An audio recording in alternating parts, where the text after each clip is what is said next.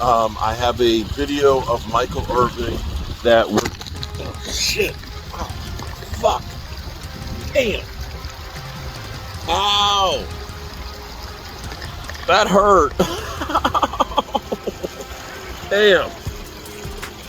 Fucking wind. Ow.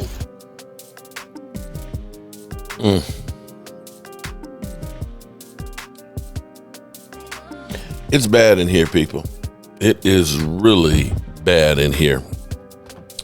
It is so bad that Joe Boo decided I'm out. Joe Boo ain't even here. And he took the funky chicken with him. All we got is Bucky Beaver. And I bet he's wondering, hey, guys, why didn't you take me?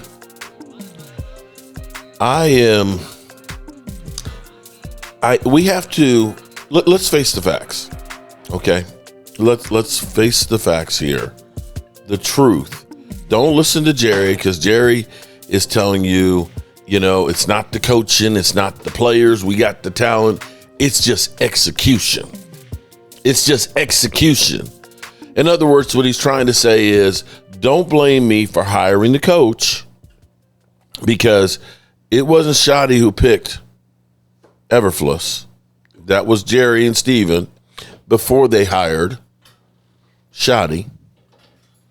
Don't blame him for signing Osa Ndigazua or drafting Mozzie Smith or bringing in Kyler Elam and, Kyer Elam and, Kenneth Murray. That those guys are, they're top-notch players. They're top-notch. But let's call a spade what it is. The Kyer Elam trade didn't work. Yeah, how the Cowboys, I'm beginning to wonder that maybe the Cowboys just don't do their homework. Because, I could look back at the things I used to could do, some years back. I used to could run the cross-country course at JMU, which is up and down the hills, in 19 minutes, 3.1 miles. But they ain't got shit to do with what I can do today. They looked back and they said, we're going to bring in guys who were drafted in the first round, because they were drafted in the first round. They got to be good.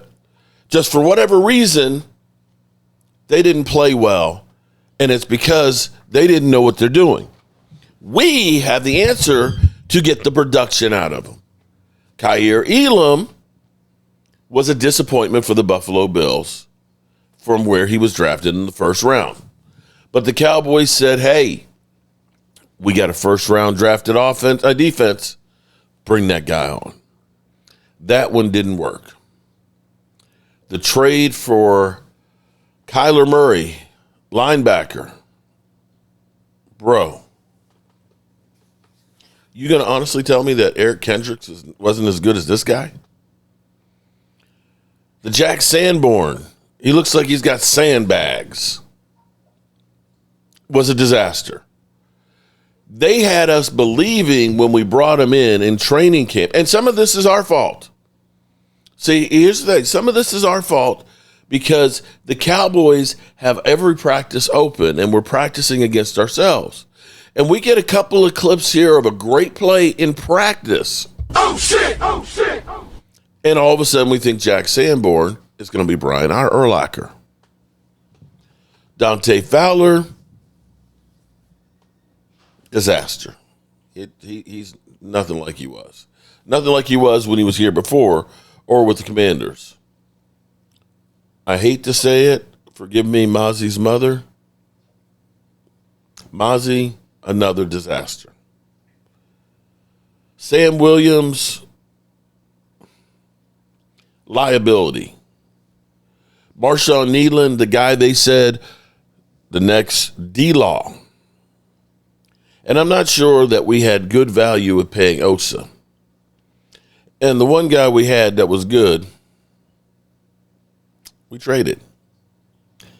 I want to borrow from my good guys at Chat Sports because he put it on here exactly right. Listen to this. Ways to indicate like how bad it is. How Here's bad one is of them. Ramin Harditz, who's citing True Media on this one, very different numbers than what was mentioned on NFL Pro, but the running backs angle does boost it. Running backs averaged 5.35 yards before contact on Sunday. It is the highest single game mark in 2025. And you can go back and watch just like all the runs on NFL Pro, and the same thing is true. Nobody's winning on defense. Osa has not played well against the run. Kenny Clark has had good games on the defensive side against the run, but he was on the ground too much in this one. Mozzie Smith is like the least of your issues, but like he's just a guy, which is a problem. Your linebackers suck. I'm sorry. Shamar James did not have a good game. He did not have instincts putting him in the right spot, and he still wasn't your worst linebacker. I'm so tired of Kenneth Murray. He is a liability. Honestly, I think he's blind. This is the exact thing I was worried about coming over from the Titans. He's athletic. He has no idea where he's supposed to go. There's a goal line play where he's clearly supposed to go fit the run and stop it, and he never gets out of the end zone on a run. What are we doing out here? He's running away from blocks. He can't shut a block to save his life. It's an embarrassment. Sam Williams is a negative football player. A negative football player. Didn't play very many snaps today or Sunday. That got dialed back, but he's a negative football player. He is more likely to get you a penalty than to do something positive. Randy Gregory Part 2. He continuously does not keep his gap sound. All those outside runs, he's just leaving his assignment and getting way too far upfield out of position. Why? By the way, Kaiir Elam, he was bad fitting the run too. You're going to run the ball to the outside. There was multiple plays. Elam was just cutting inside 2 gaps over. Why? I think the run defense, more than your coverage issues, which are scheme-related too, although you had personnel issues there against Denver too because of injuries, the run defense, I think, is very much a personnel problem. The back 7 guys, they can't shut a block to save their lives. They're just bad in this area. Now, the answer is A for all of it, but if you have to blame one the most for the Cowboys defense, C for the coaches, P for the players, F because the front office hired the coaches and drafted the players. C, P, or F, let me know in the comments of today's show.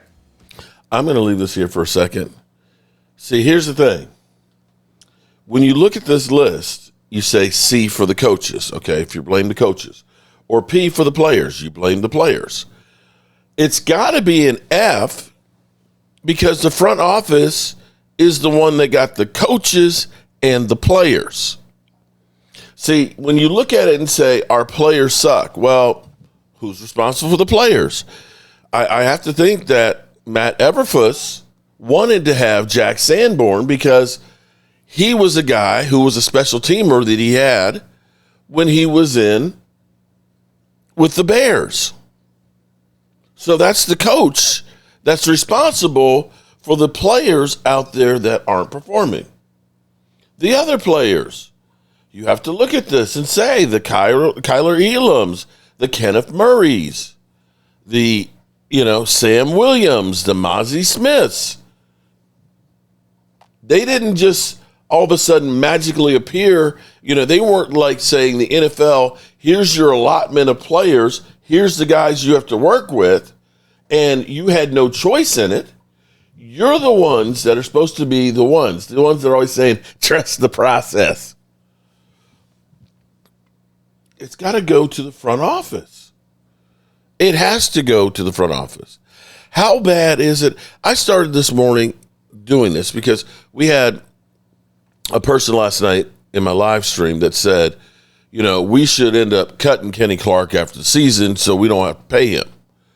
Well, Kenny Clark is actually one of the higher graded guys we have on, be it it's not extremely high.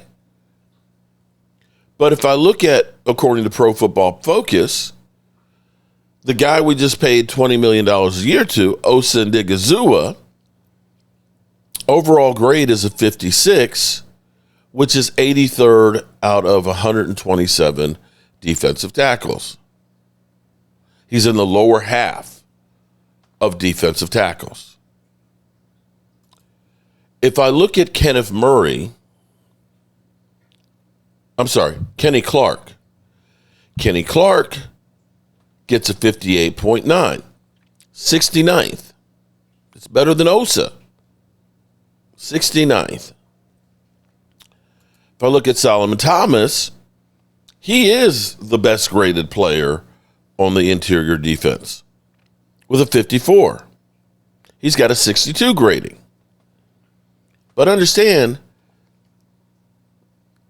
52 out of 124, that's just slightly above average. Sam Williams. Oh, shit! Oh, shit! Oh, shit! Oh, shit! Sam Williams has been so bad. He's got a 39.2. 117th out of 118.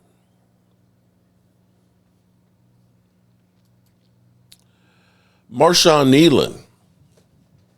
Here we go. This is about, hey, he's better than Sam Williams. Remember when we drafted him?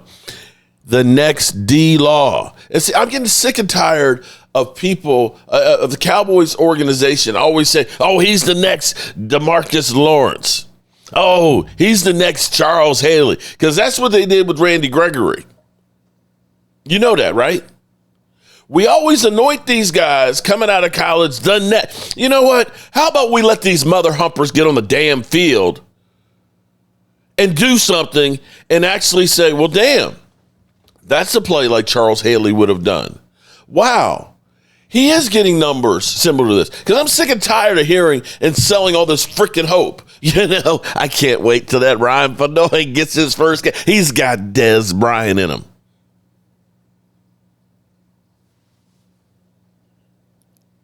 We keep getting this sales job that builds us up to all of a sudden we think we got replacements for all these guys. We have shed talent on top of talent on top of talent, and we have replaced them with stiffs. Sissy soft sucker stiffs. Marshawn Nealon, your second round pick, another second round pick, is 106 out of 118. You have 2 picks at edge rushers that are second round picks that together don't make up a defensive end. A 50.2. You ain't done jack shit. The lone bright spot might be is Donovan E.Z., who doesn't get enough snaps. At this point, don't put Marshawn Nealon out there. Don't put Sam Williams out. Just give me Donovan E.Z. He's got 267 snaps. At least the rookie is 37th. That's above average for those of you who don't know, out of 117. James Houston is a 66.7. At least that's average. He's 57th. That's average at least. Diggs, I'm not sure how this is. Now, we won't see him for at least 3 weeks, if ever. I don't know how Pro Football Focus has him at 61 when he's literally given up across the middle perfect scores for quarterbacks. They got him at 61, which would be average. I don't know that I've seen average play out of him, but okay. Deron Bland, 32nd, and I ain't seen a whole lot of great things from Deron Bland. Maybe it's just that they keep throwing at Diggs because it's just easy. You know, that maybe it's just that he's getting less attention because there's so much other shit that's just wide open. A 68, he's 32nd. Kenneth frickin' Murray is a 37.7. Out of linebackers, he's a 76. You might say, oh, well, 76, that's not so bad, until you realize it's 76 linebackers in their ratings. He is the worst linebacker out there. Jack Sandbags, well, he's a little better. he's 53rd. 53rd. Kyer Elam, I guess we could say he's average. He's 64. Actually, a little bit above average. I mean, a little below average out of 113 cornerbacks. So when you put this together, you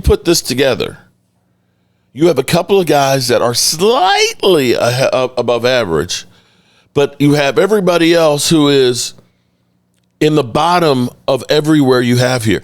And I'm not going to say that this is all the coach. He ain't got shit to work with. He does not have shit to work with. And we need to recognize that we don't have shit to work with. Maybe he's a bad coach.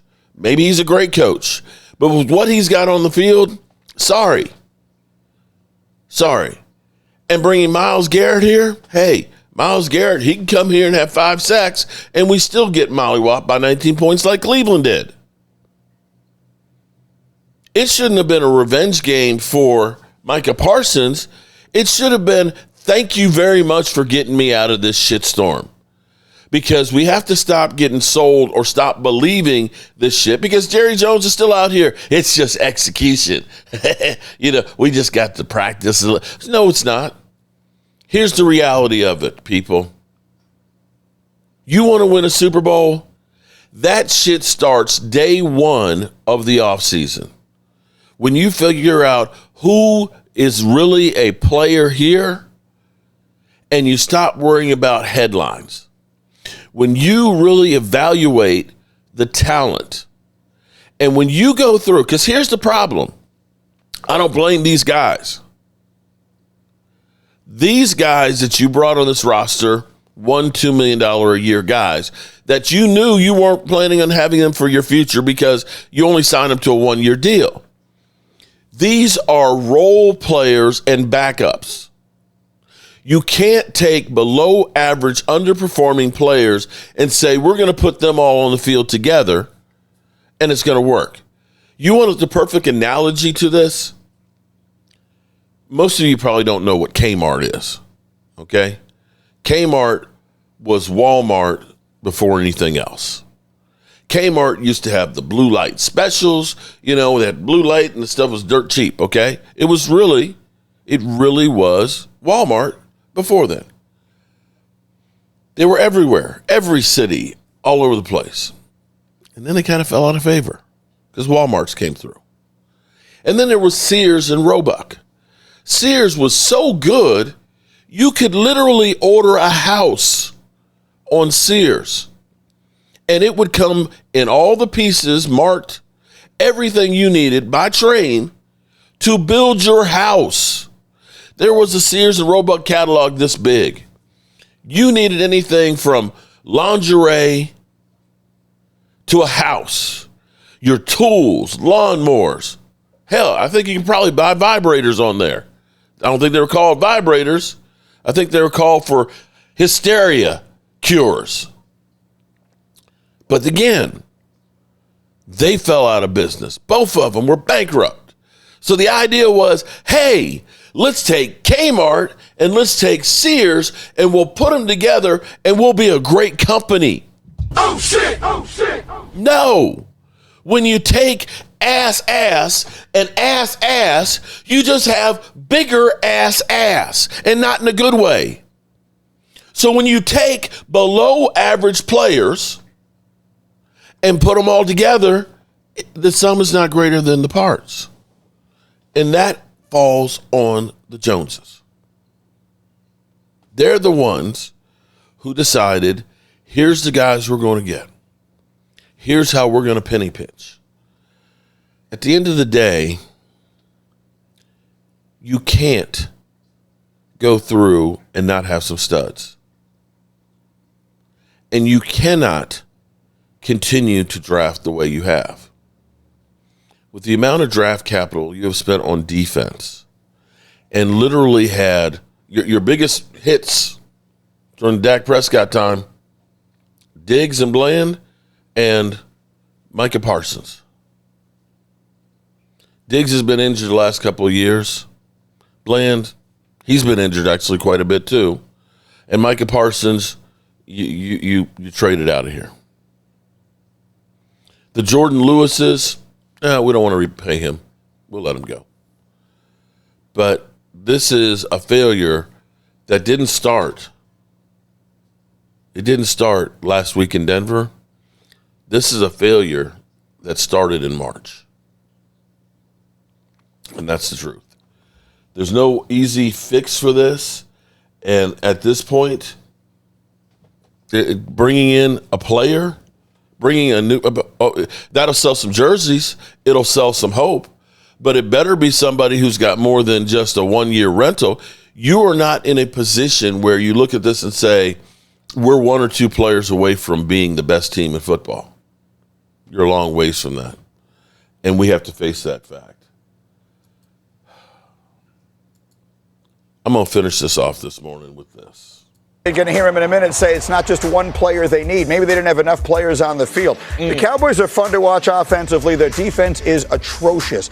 Yesterday was their fourth game allowing 30 points and 400 yards this season. Last year they only had 3 such games, despite ranking 28th in total defense. After the game, Jerry Jones said this about how the Cowboys can get better on D. A loss is discouraging.